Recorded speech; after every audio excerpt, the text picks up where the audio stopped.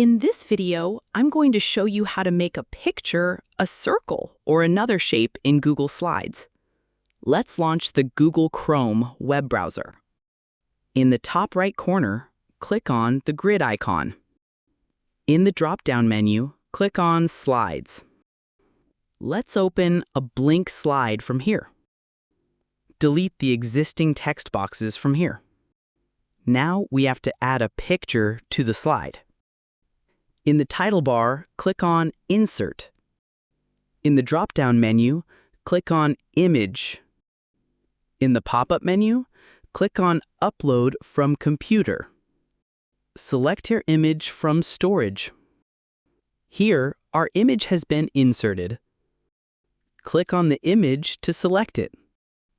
After selecting, in the top menu, click on the drop-down button beside the crop button. In the drop-down menu, click on Shapes. Here, you get a lot of options to choose your shape. In my case, I will select the circle shape. Here, you can see that our picture has turned into a circle. Not just the circle shape, you can change it to any shape you want. Following these steps, you can make an image, a circle, or any other shape you like. Feel free to reach out if you encounter any issues during the process.